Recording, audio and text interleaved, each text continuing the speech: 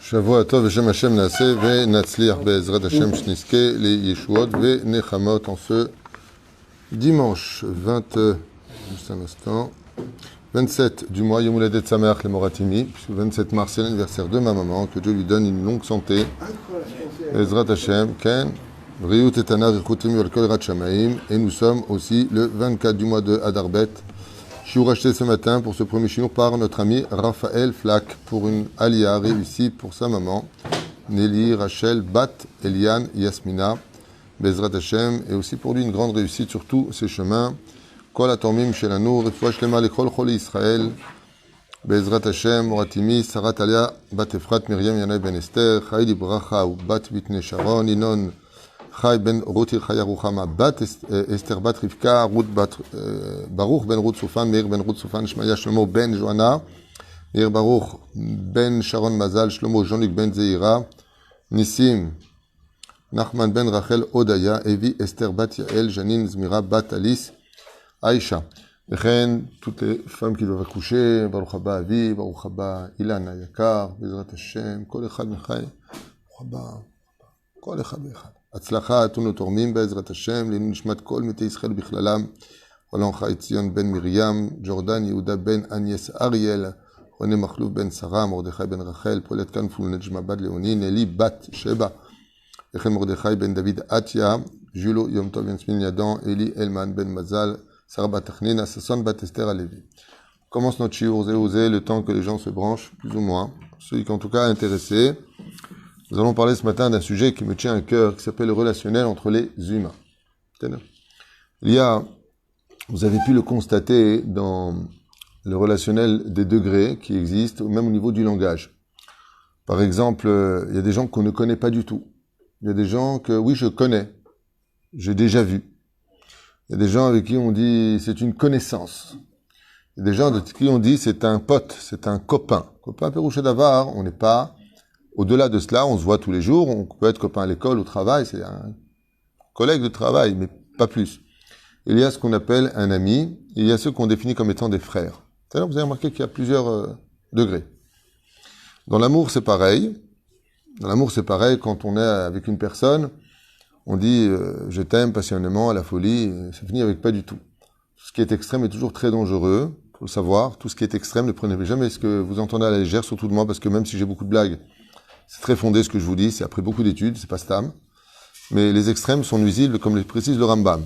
Quand vous tombez sur une personne qui te dit t'es tout pour moi, t'es toute ma vie, t'es tout, c'est du jour au lendemain, ça peut devenir ton pire ennemi. Adam Tzikleot Chafou Iberosho. Tout ce qui est vraiment extrême, méfiez-vous toujours. Lotov. Les personnes qui sont sensibles à l'extrême sont des gens très difficiles à vivre.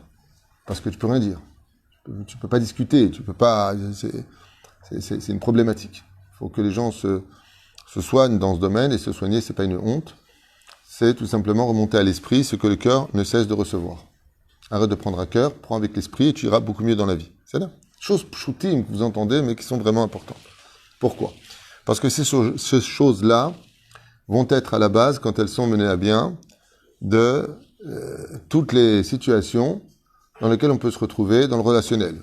Que ce soit entre les parents et les enfants, que ce soit entre les couples, tout simplement, qui ne cessent de se disputer, jusqu'à même se tromper, les patrons et leurs ouvriers, par exemple, dans le relationnel, même entre les amis. On a tous un problème de relationnel avec les uns et les autres. Lama ve alma. Qu'est-ce qui provoque ça entre nous? Et quelles sont les conséquences de ce genre de choses? Quand le relationnel n'est pas bon, en général, qu'est-ce que ça engendre tout de suite? La haine, non, tu vas directement à la fin, là. Qu'est-ce que ça engendre de ne pas parler de ce genre de sujet, ce que je trouve vraiment dommage, parce que ce que je vous dis, ça vient de la Torah. Moi, c'est mes livres de Moussard qui en parlent. Ce que je trouve très dommage, c'est que ce genre de shiur, c'est la base, avant de parler de fais pas de la shonara, arrête de haïr ton prochain, ne lui fais pas un mauvais nom, arrête d'avoir toujours de la jalousie. D'où ça vient le problème? C'est ce qu'on est en train d'étudier ensemble. Ça vient du relationnel. Alors, qu'est-ce que ça engendre le mauvais de nos relations? Ce que je viens de vous dire à l'instant.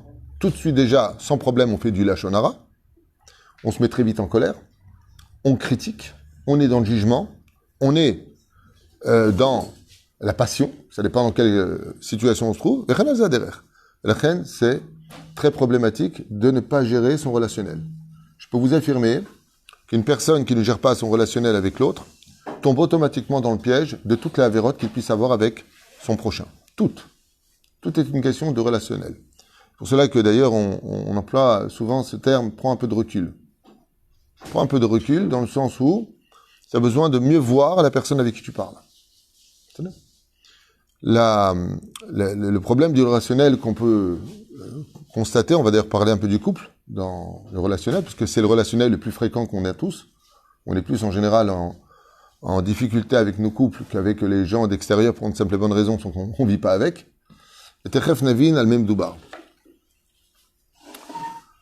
Il y a ce qu'on appelle la loi d'un pays, le code de la route, le respect dû aux parents ou aux personnes âgées, le respect donc dû aux lois morales de ce que l'on peut dire ou pas.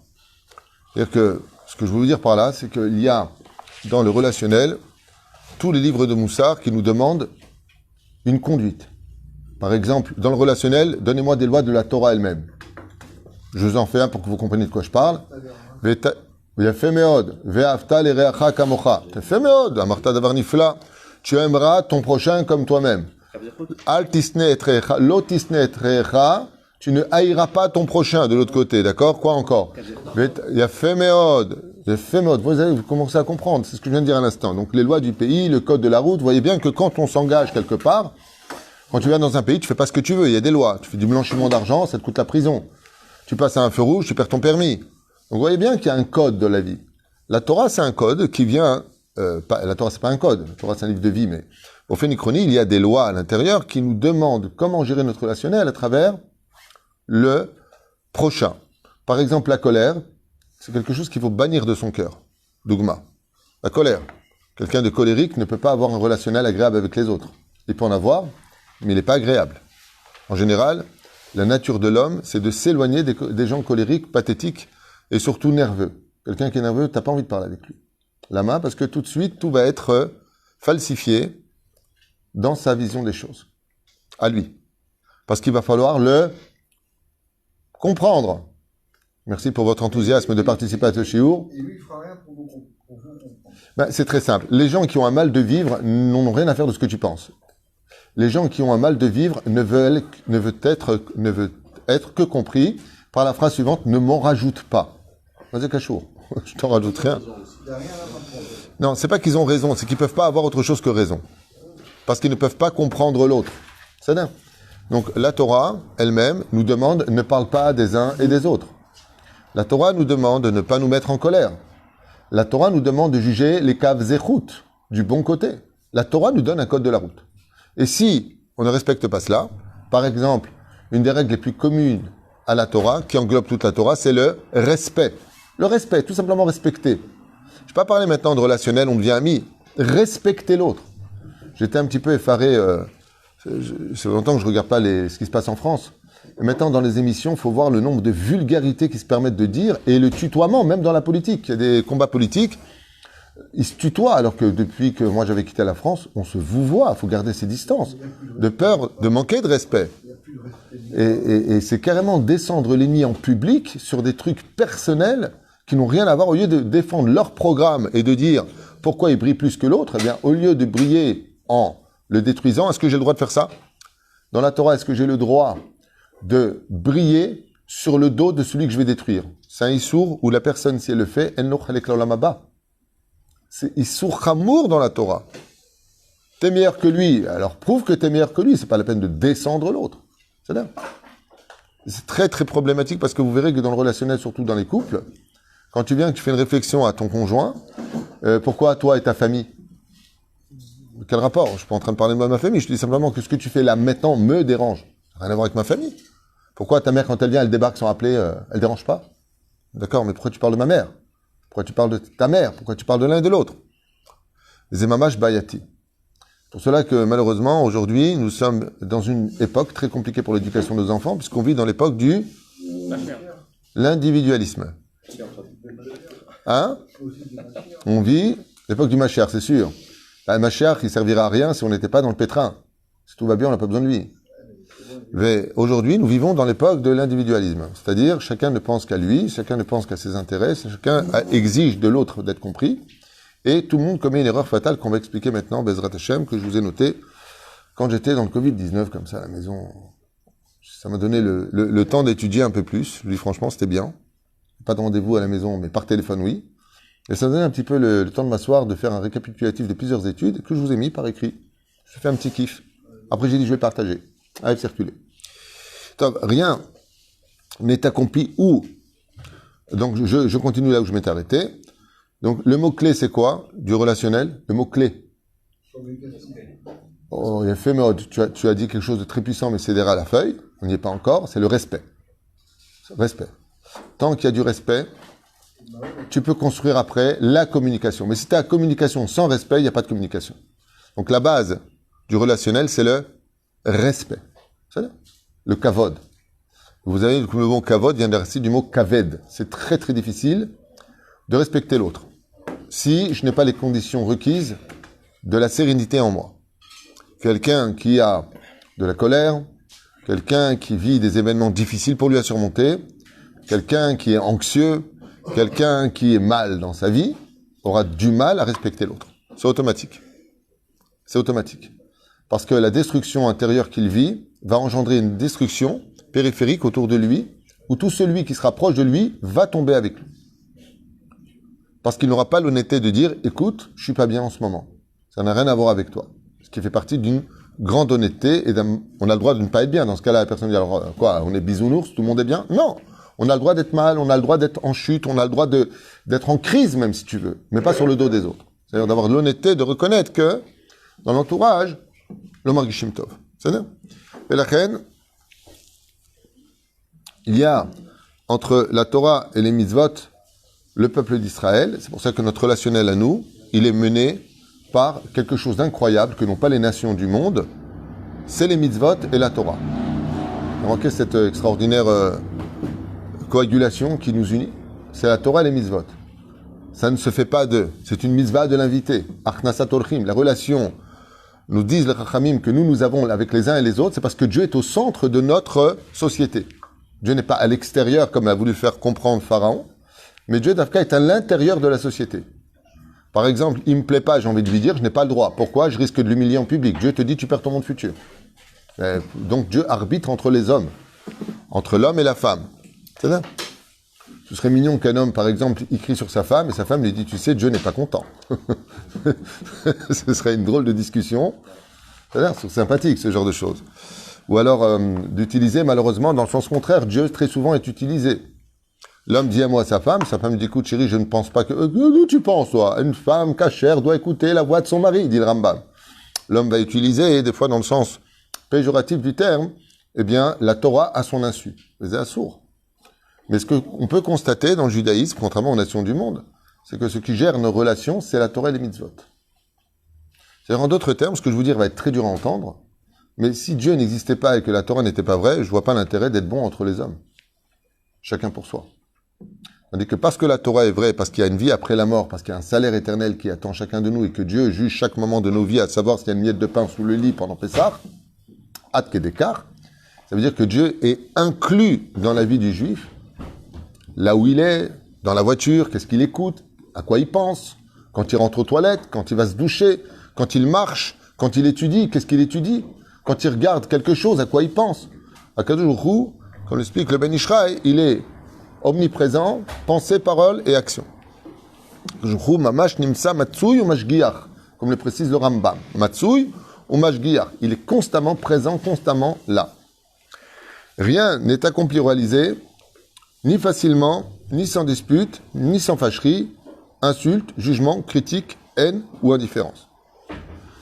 Pourquoi? Parce que ça fait partie des trous notes du relationnel. Ça veut dire que les caractéristiques dans lesquelles nous sommes plongés peuvent mener facilement une personne à un état d'âme, et donc les mots sont à prendre avec beaucoup de mesure, où il peut très vite tomber dans ce que je viens de vous dire pour le réaliser ou l'accomplir. Donc rien n'est facile à réaliser dans l'ensemble. On s'aime. Est-ce que c'est suffisant de s'aimer pour créer un couple? Absolument pas. Est-ce que c'est une raison suffisante parce qu'on est frère de rester toujours dans le shalom? Machlo. Il y a des frères et sœurs qui ne se parlent pas depuis des années. Donc, ce qu'on en conclut, c'est que rien n'est facile à réaliser dans ce monde. Pourquoi? Al-Pi Kabbalah, il y a beaucoup de raisons à cela. Parce que tant qu'il n'y a pas de Beth Amikdash, il n'y a pas de sérénité dans l'atmosphère. Il y a une raison kabbalistique à ça. Aval, dans l'absolu, rien n'est facile à réaliser sans dispute, sans... Même dans le monde de la Torah, c'est pareil, c'est pour ça qu'on appelle les marlokot, les disputes, sans fâcherie, sans insulte, sans jugement, sans critique, ni haine ou indifférence. Pourquoi? Et c'est là qu'est toute la question. Pourquoi, Bémet, il sera très difficile, Mazel Tov, pourquoi il sera très difficile dans ce monde de réaliser des choses alors que tout pourrait être beaucoup plus simple dans la vie? Pourquoi les hommes se compliquent la vie d'après vous? Par exemple, il y a un sujet à régler ensemble. Dans tous les domaines, que ce soit dans le domaine professionnel et même au niveau des familles, même au niveau intime, entre un homme et une femme, l'homme a envie de son épouse. L'épouse n'a pas envie de lui. Ça peut tout de suite prendre des dimensions catastrophiques, des jugements, des insultes. Il y en a marre. De toute façon, c'est que ceci et cela. Si j'avais su avant le mariage, tu avais un problème. Recadrons un petit peu ce qui se passe. C'est pareil dans le domaine du travail. C'est pareil dans le domaine, tu rentres dans la chambre, ton fils dort encore, tu seras un fainéant, tu sers à rien à la maison, il y en a ras-le-bol, tu dors tout le temps, on dirait que tu es en train d'hiberner, tu es tout le temps sur ton portable. Tu as raison. Mais on voit que pour atteindre le but de la construction, parce qu'au début on a des intentions qui sont plus ou moins bonnes, ça dévie tout de suite sur une catastrophe qui va scinder la famille et nous éloigner tous les uns des autres avec, comme je vous le disais, et je le répète encore, jugement, insulte, critique et patati patata. Est-ce que c'est possible de créer une relation avec, dispute, fâcherie, insulte, jugement, critique, haine ou indifférence? Est-ce qu'on peut construire une relation? Ce sont les antithèses de la relation. Donc moi, ma question, c'est que si tout le monde le sait aussi facilement, alors pourquoi tout le monde est fâché les uns avec les autres? Les clipotes. C'est une très très belle réflexion que tu viens d'avoir, mais tu m'emmènes là où je veux pas aller. C'est-à-dire, oui, il y a un rapport avec les clipotes. Il y a un énorme rapport avec les clipotes. Quelqu'un qui regarde toute la journée des films avec toutes sortes de femmes de belle apparence, il est évident que quand il regarde sa femme après, il a des clipotes en lui qui vont l'emmener... Qu'est-ce qu'il y a, Amir? Qu'est-ce que tu as, mon fils? C'est-à-dire, on ne parle pas de toi. Toi, tu es tzaddik et sodolam. On parle des gens communs. C'est-à-dire... Tov. Je ne pas à la place de son prochain. C'est ça. Oh, il y a fait méode. On ne se met pas à la place de son prochain. C'est très dur. Il faut être psychiatre pour faire ça. Même pas, les psychiatres, ils n'y arrivent pas. Un thérapeute, peut-être, il va... Et encore, je ne suis pas sûr. Caché. Bon, irait, ce que moi je vous ai noté, par contre, si ça vous intéresse, dans le relationnel. Vous savez que ce genre de cours, c'est pas des cours de coach, c'est pas des cours de... Si, c'est vrai, ça a très pédagogique, psychologique, certes, c'est vrai. Ah ben, sachez que c'est que du moussard. Sachez que tout ça, vous le retrouverez dans le Ramchal, dans le Rav Dessler, tout ça, dans le Pele Yoetz, c'est des bribes de shiurim que nos Chachamim, dans Pirkei Avot, nous demandent d'accomplir. Pourquoi? Parce que le relationnel est ce qu'il y a de plus important. Dieu ne peut pas résider parmi, justement, les insultes et la discorde. Alors, la question, c'est pourquoi? Ken? Vous avez appris une fois que si on est aimé des hommes, c'est qu'on est aimé de Dieu. Oui, c'est ce que dit la Mishnah dans Maseret Avot.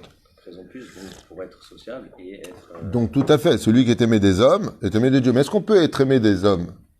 Vous allez voir quelque chose d'incroyable. Qu'est-ce qui fait d'un rave que c'est un bon rave? Mais c'est Rot Nefesh.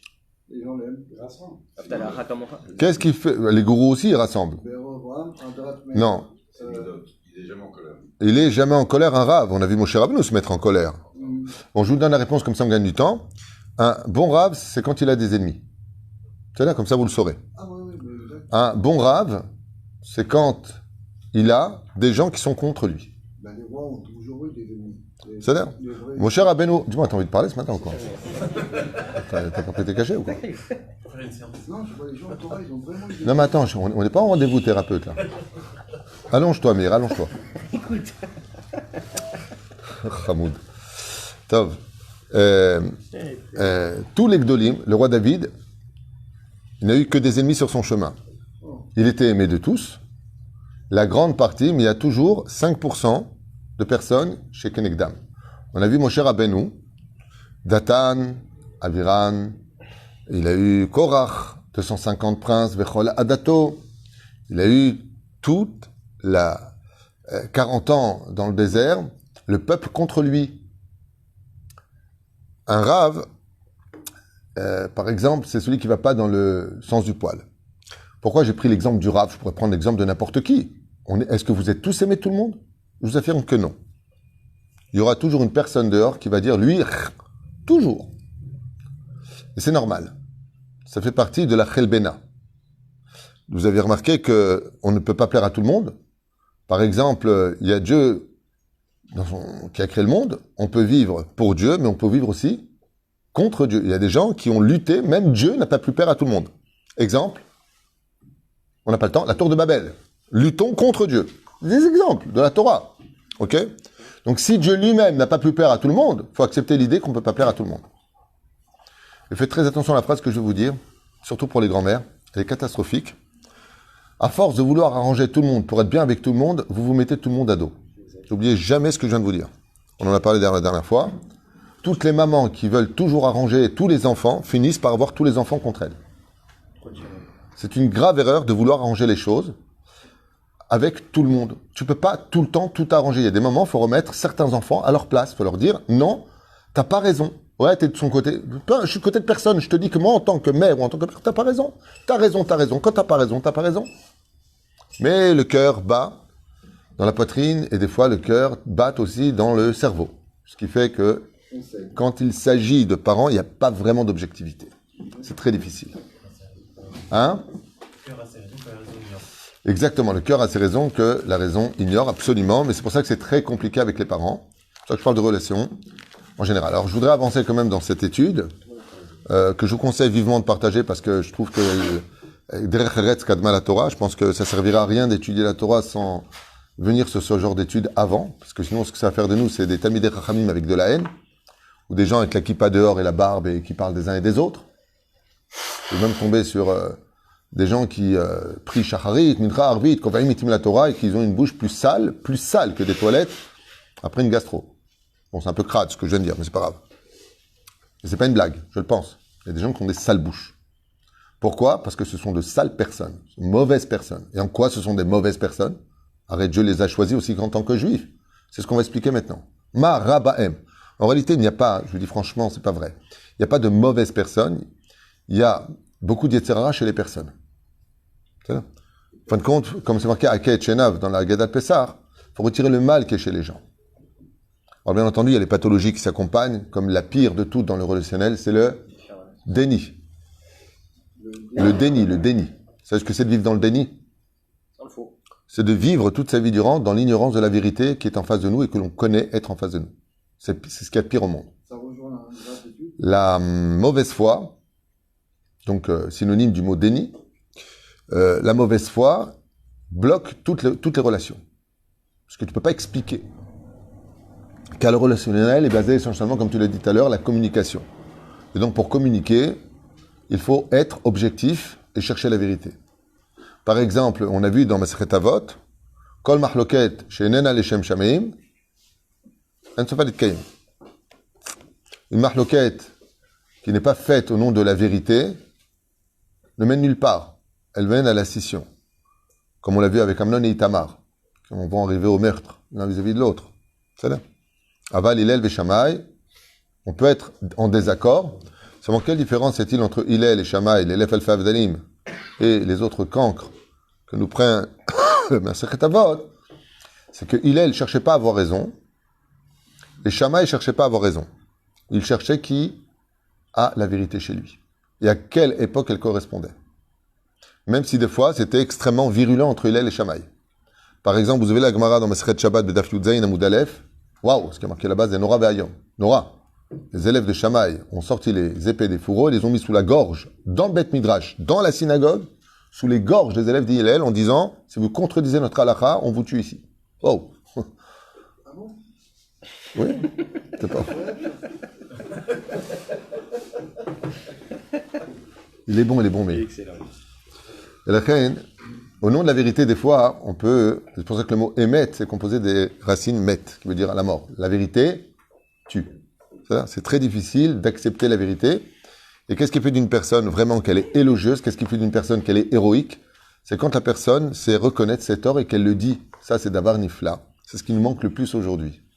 C'est-à-dire que tu vas mettre à nu une personne en lui montrant par A plus B qu'il a tort, au lieu de te dire « Oui, tu as raison, je m'excuse. Waouh, j'ai pas fait attention. » Il va te dire « Pourquoi, toi, t'as pas fait, toi ?»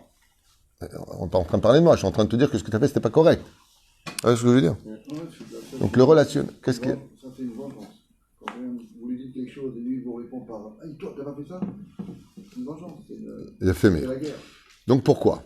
Alors, parce qu'il y a un oubli constant basé sur des idéologies du parfait. Un problème qu'on a, première règle de la vie, c'est qu'on vit tout le temps avec l'idéologie du parfait. Pour nous, tout doit être tout le temps parfait. On est très étonné des méfaits des uns et des autres. On est très étonné de... Non, rien à voir avec les perfectionnistes. Perfectionniste, c'est invivable aussi, il faut le savoir. Les gens qui sont atteints d'une maladie qui s'appelle le perfectionnisme, c'est invivable. C'est bultinisbal. Tu peux même pas marcher par terre, tu peux pas poser ta veste, rasera, il n'y a pas de vie. La Gemara, elle dit une maison qui vit, c'est une maison qui est retournée. C'est une maison qui vit.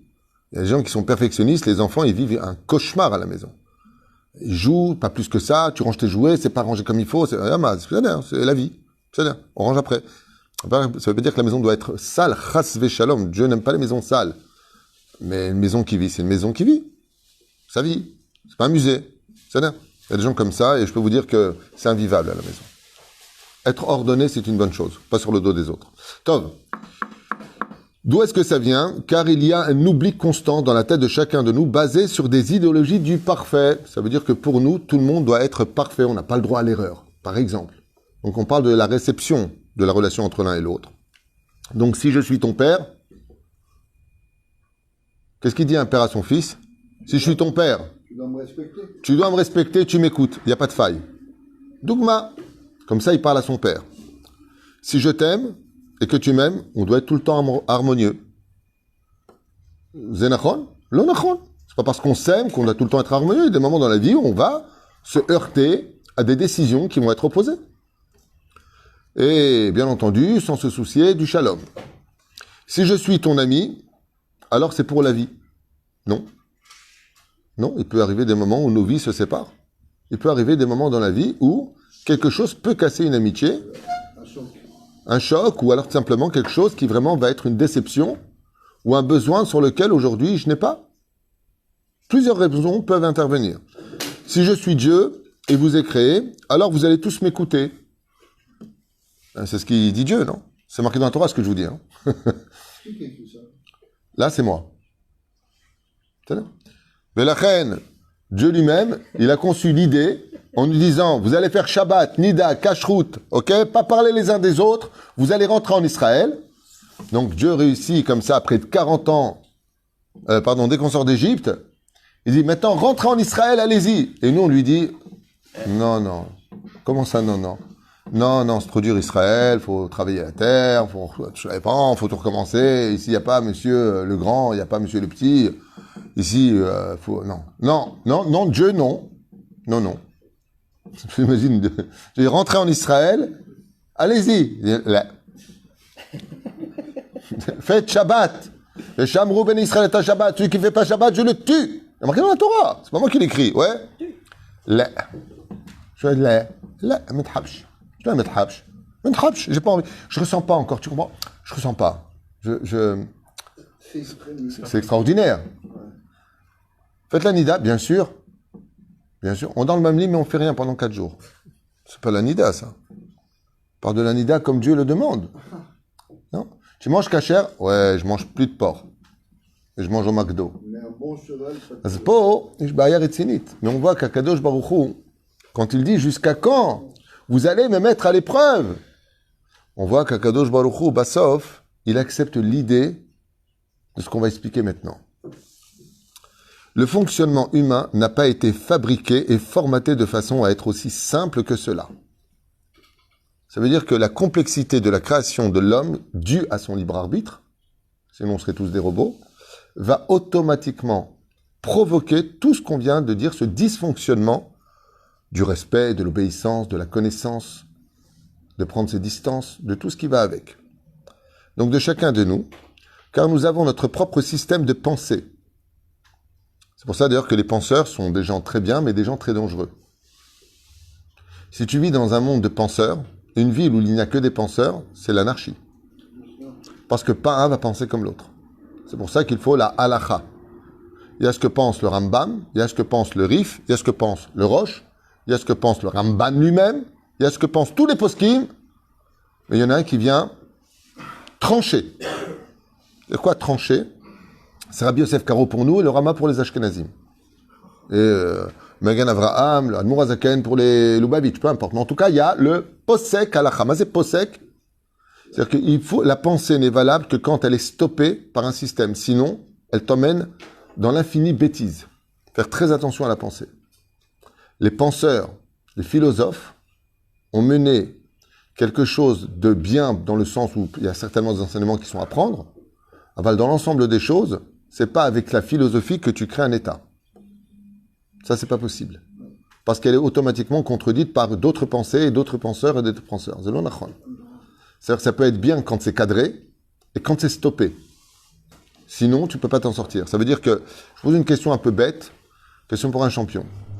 Quelle est la meilleure façon de gérer un pays au niveau politique, d'après vous? Qu'est-ce qu'il faudrait pour gérer un pays? D'avoir quelqu'un en hiérarchie. Hiérarchie, c'est-à-dire, donne-moi juste le mot-clé. En français, c'est trois. Bon, la Torah, elle dit comment on gère un pays, c'est 3 lettres. En hébreu et en français, ça s'appelle un roi. Pourquoi c'est bien d'avoir un roi dans un pays? Chose que les penseurs n'acceptent pas. Ça veut dire quoi? On va être dépendant de sa pensée à lui, de sa dictature à lui, ça devient toujours dictatural. Parce que le roi, il a une chose de positive, c'est qu'il est le psak final. Par exemple, en Israël, ce n'est pas le cas, on vit une horreur. La Knesset vote des lois, on vit des injustices, c'est la Cour suprême qui décide. Mais j'ai pas compris. Quand on vote pour un Premier ministre, on vote pas pour le juge suprême d'un pays. Vous voyez ce qui se passe au niveau de... Mais la reine, nous sommes formatés d'une certaine façon par le Créateur du monde avec un système de désobéissance parce qu'on a nos pensées à nous, parce qu'on a notre façon d'exister, notre système de vie, qui s'accompagne souvent d'un lourd bagage d'expérience, de joie ou de souffrance, de doute ou de foi, de rêve et d'idéologie. Ce qui fait qu'on est tellement différents les uns des autres que chacun vient avec un bagage. Des fois, la personne, elle a, Chaz Shalom, été violée quand elle était petite, elle a jamais eu, par exemple, celle-là, l'amour de son père, toujours été naze à l'école, trahi, par exemple, choc émotionnel par sa meilleure amie ou son meilleur ami, qui va vraiment laisser un fossé dans son cœur, qui va noircir une grande image de la société. C'est-à-dire que chacun vient avec tellement de bagages, pour le meilleur comme pour le pire, que vous comprenez bien que le relationnel ne peut pas s'accorder facilement. Ça ne veut pas dire qu'il ne peut pas s'accorder, ce n'est pas une fatalité. Mais il va demander beaucoup de combats. Comme on l'a dit en haut, disputes, manque de respect, manque de relationnel, manque de discussion, tu me saoules, j'ai pas envie de te parler. Pourquoi? Parce que ça s'accompagne avec déjà un personnage boiteux psychologiquement parlant, qui avant d'arriver à ce relationnel, je me rappelle que j'ai rencontré 2-3 personnes qui m'ont dit non, moi je me suis ami avec tout le monde, mais pas trop. Je n'ai pas compris. Ça veut dire, on se voit 1 fois, 2 fois par semaine, pas plus, après ça me saoule. Je trouve ça incroyable. C'est l'air, ce que je veux dire par là, c'est que c'est incroyable d'entendre des choses pareilles. Tu n'aimes pas voir les gens que t'aimes? Les gens m'ont répondu, pas trop. Mon plaisir vient du fait de voir rarement, quoi, à la limite. C'est assez choquant comme situation. Donc, ce qui fait donc de notre volonté et de notre façon de voir les choses, de la vie, sera souvent difficile d'être vraiment accepté par l'autre. Parce que pour être accepté par l'autre, il va falloir qu'il comprenne exactement toutes mes souffrances et tout ce que je suis. Car il y a aussi ses volontés et ses objectifs sur sa route à lui. Ce qui fait que si moi, qui viens avec mon bagage, je rencontre l'autre qui vient avec son bagage, ouais, on a beaucoup profité de lui dans la vie, il va être automatiquement vis-à-vis de moi très méfiant. Parce qu'il s'est fait avoir plusieurs fois. Mais moi, qui, par exemple, n'ai pas de problème avec le relationnel, je vais me dire, mais il est bête celui-là, pourquoi il est comme ça? Pourquoi tu te méfies de moi? Parce qu'il a tellement été arnaqué dans sa vie, tellement on a abusé de lui que Donc automatiquement, l'amitié va se faire avec beaucoup plus de difficultés sur la route. Ce qui provoquera ce que l'on appelle deux mots-clés dans la vie, niveau social. Retenez-le à vie, hein. Même les patrons, là, patrons de bureau ici présents, toutes les personnes ici présentes, le non acquis. Non acquis. Vous vous mariez, vous faites une dispute, vous faites un shalom bayit, ah, ça y est, normalement c'est réglé à vie, nachon? Non, c'est pas acquis. Le shalom n'est pas acquis, ta parnassa n'est pas acquis, tes enfants, c'est pas un acquis. Comme quelqu'un, j'ai entendu un itivot lo alenu velo alechem qui a perdu son fils, qui s'est noyé dans la piscine, c'était pas un acquis, 5 ans. Lo alenu. La santé, c'est pas un acquis. Là, il y a une personne de 33 ans, 34 ans, qui était à l'Orte de Montreuil, j'ai vu. Un arrêt cardiaque. Qui est mort d'un arrêt cardiaque, la vie n'était pas un acquis. Rien n'est acquis. Absolument rien n'est acquis. C'est ce qu'on appelle dans la psychologie le non-acquis. Et que tout pourra toujours basculer du jour au lendemain, même si nous aurions vraiment été à la hauteur des attentes de nos conjoints ou amis ou enfants. Parce que c'est souvent quand ça pète du jour au lendemain. Par exemple, une femme a été à la hauteur dans sa vie de couple, elle a toujours été là pour son mari, elle a toujours été vraiment à la hauteur. Et son mari la quitte pour une autre. C'est très fréquent de nos jours. Très, très fréquent. Beaucoup plus que ce que vous pourriez imaginer. Lo alenu velo alechem. Et le contraire aussi, hein. Mais les femmes se posent la question en disant, mais qu'est-ce que j'ai fait comme erreur? Qu'est-ce que j'ai fait de mal, moi? Quand il avait besoin de moi, j'étais là, je l'ai soigné, je l'ai accompagné, j'ai supporté ses sauts d'humeur. Car chaque jour apporte avec lui une nouvelle volonté d'être et de découvert. Parce que tel que l'homme a été formé, l'homme a toujours besoin d'évoluer et de rechercher ce qu'on appelle les sensations ou le système d'adrénaline, comme on appelle, qui donne l'impression de plus exister encore et d'être renouvelé chaque jour. Donc, qui dit renouvellement, Oseh Chadashot, Baal Milchamot. Tout ce qui retouche à la nouveauté s'emprunte toujours de difficultés. Oseh Chadashot, Baal Milchamot. Tu fais des choses nouvelles dans la vie et l'homme a besoin d'évoluer, sinon on a l'impression de s'ennuyer, de s'étouffer de là où il est. La Torah ayant compris cela, Baruch Hashem, donc la Torah est très très pédagogique, va pour nous, donc nous armer par ses chidushim. C'est pour cela qu'Akadosh Baruch Hu, comme il a formé le peuple d'Israël et qui sait qu'on est Am Keshe Oref, un peuple à la nuque raide, difficile, eh bien lui va nous donner cet extraordinaire renouvellement à travers la Kedusha et non pas à travers l'impureté. D'où les Chidushé Torah, les fêtes qui se répètent avec des nouveaux invités, la Teshuvah, revenir en arrière, son étude, ses nouvelles questions, ses nouvelles réponses. La Torah, c'est un renouveau. Comme disent les Mekoubalim, pourquoi on appelle Rosh Chodesh? Quel est le cycle d'une personne pour qu'il puisse être heureux de sa vie? C'est le renouvellement de sa vie, c'est au moins tous les 30 jours. Et pourquoi on appelle ça Rosh Chodesh? Chodesh qui vient du mot Chadash, qui veut dire renouvellement. La Torah veut constamment qu'on se renouvelle. Il ne faut pas que la journée d'hier ressemble à la journée d'aujourd'hui. Elle doit être meilleure, la journée d'aujourd'hui. Comprenant que la volonté d'Hachem soit insérée dans la volonté de l'homme. Pour cela, vous allez comprendre quelque chose d'essentiel pour finir. Anikvar Mesayem.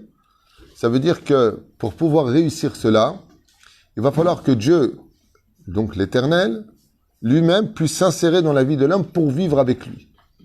Et c'est pour ça que la Gemara nous dit que quand Dieu a donné les fêtes, il y a une marloquette, donc un conflit entre Rabbi Eliezer et Rabbi Yoshua qui a dit Chetzio Lachem, Chetzio La'adam. Chetzio Lachem, Chetzio Lachem, c'est marqué dans la Gemara.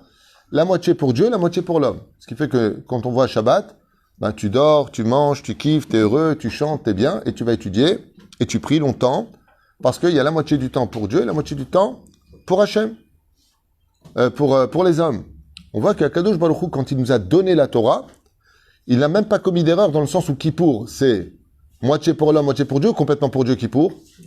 C'est 100% pour Dieu. Donc qu'est-ce qu'il nous a donné en contrepartie de Kippour? Purim, 100% pour l'homme. Aucun interdit, faites ce que vous voulez. Donc on a vu comme ça que, dans l'ensemble des choses, Akadosh Baruch Hu lui-même, il a compris que la relation entre l'homme et lui, donc on parle de Dieu qui a créé le monde et qui a créé l'homme, ça devait être moitié-moitié. C'est-à-dire, non pas du communisme, le communisme est anti-Torah, chas v'shalom. J'entends les discours en France de prendre l'argent des riches pour le distribuer à part égale. Quelle jalousie, quelle stupidité. En plus, même au niveau intellect, ils sont vraiment bêtes, parce que si tu fais ça demain et que ce personnage, il passe, ben les riches quittent la France et la France devient des pays tiers-monde, quoi. C'est stupide au niveau même technique. C'est stupide de faire une chose pareille. J'entends des choses incroyables en France. Celui qui a une deuxième maison, qui n'a pas habité pendant 30 jours, elle a le droit d'être squattée, d'être pris par des étrangers? Gratuitement. Gratuitement. Mais il faut vraiment être quelqu'un de... C'est magnifique. Moi, je proposerais à celui qui fait ça, hein, de donner sa propre maison comme essai. Même pas un franc. Il y a vraiment des gens, la vérité, à part la jalousie et la bêtise humaine, je ne sais pas de quoi ils sont habillés, mais bon, jamais hasard. En tout cas, c'est anti-Torah, sachez-le. Et la reine, donc, seulement, dans la dimension de quoi? Qu'est-ce que vient nous apprendre la Torah? Qu'est-ce que vient nous apprendre la Torah? Que la relation ne peut pas exister si je n'ai pas transformé mon particulier en pluriel. Shema Israël, Hashem Elokeinu, Hashem Echad. On parle de pluriel devenu en pluriel. D'accord? Ça veut dire que si je parle dans le je reste dans l'individualisme, je ne peux pas vivre dans la société. Donc je dois passer au nous. D'accord? Anachnu. À nous. Donc on passe dans le nous. Quand tu es père de famille, il n'y a pas de je. Je suis le père. Nous sommes une famille. Si tu veux réussir une relation, je te parle. Et ceci étant, chacun a sa place. Et ainsi donc, on peut se construire des fondations solides et durables. Sur ça d'ailleurs, j'ai fait un jeu de mots la dernière fois. Quand tu viens pour te marier avec une femme, en général, tu lui demandes sa main. Comment tu lui demandes sa main? Comment tu es physiquement? Tu es à je, nous. C'est un jeu de mots. Tu passes de je à nous. J'ai jamais fait C'est ça. bien?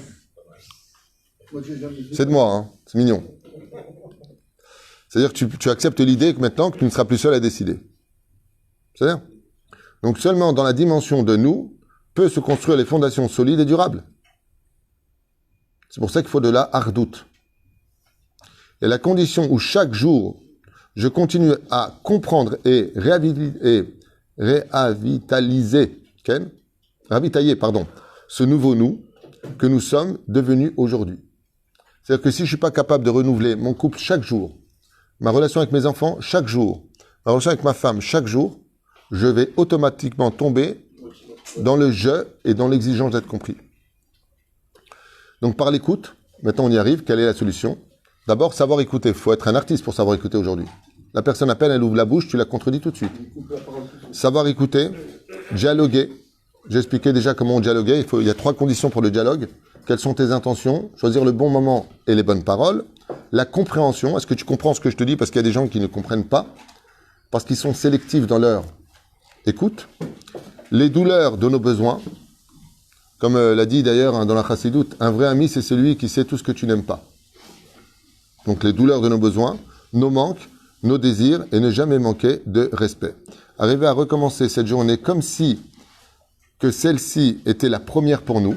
C'est très intéressant de voir que cette journée, c'est vrai qu'au niveau du temps, au niveau temporel, elle n'a jamais existé. Aujourd'hui, il n'y a jamais eu cette date-là. Elle n'existera plus après. C'est pour ça que d'ailleurs Dieu nous insiste, nous invite à dire cette phrase tous les jours. Qu'est-ce que fait Akadosh Baruch Hu? Il renouvelle chaque jour le jour. Pourquoi? Pour nous supporter.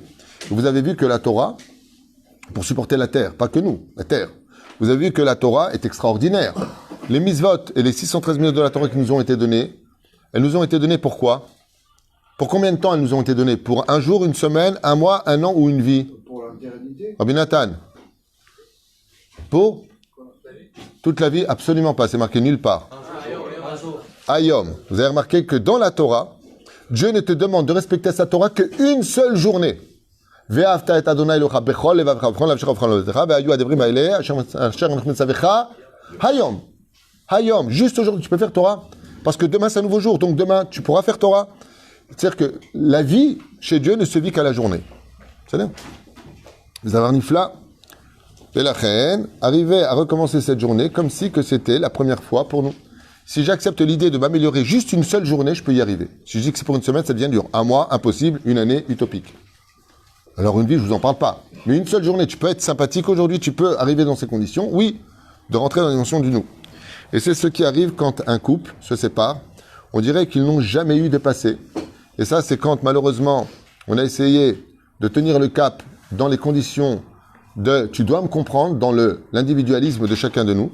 Et bien, ce qui se passe, ce qui est incroyable, c'est que dans le cas contraire, quand par exemple le couple se sépare, on dirait qu'ils n'ont jamais eu d'enfants ensemble, qu'ils sont jamais partis en vacances, qu'il n'y a pas de souvenirs, une haine, une indifférence, comme si ils n'avaient jamais existé. Oh, tu parles avec celui qui a partagé ta vie. Non. Un grand coup de gomme sur une histoire écrite avec un crayon à papier, parce qu'ils ont commis l'erreur de ne pas avoir recommencé le jour d'aujourd'hui comme une nouvelle rencontre. Qu'est-ce qu'on fait quand on veut avoir un lendemain avec quelqu'un? On soigne la journée d'aujourd'hui. Si vous voulez avoir demain, soignez aujourd'hui. Ne dites pas demain ça ira mieux. C'est aujourd'hui qu'il faut que ça aille mieux. Pour que demain, ça devienne normal. Mais ça se répète tous les jours. Voilà un petit peu ce que je voulais partager avec vous. Shomer HaKadosh Baruch Hu, Ani be'atzmi u birvodi, car moi, l'Éternel, votre Dieu, qui a créé le ciel et la terre et construit l'homme avec ses caractéristiques, je suis moi-même obligé de renouveler chaque journée pour te dire chaque matin, Boker Tov, comment vas-tu aujourd'hui? Ce qui m'intéresse, c'est aujourd'hui. Et cette journée est si importante pour moi, dit HaKadosh Baruch Hu, que quoi que tu aies fait de ta vie, si aujourd'hui tu fais tchouva, ce sera la seule journée qui comptera pour moi. Shavua Tov.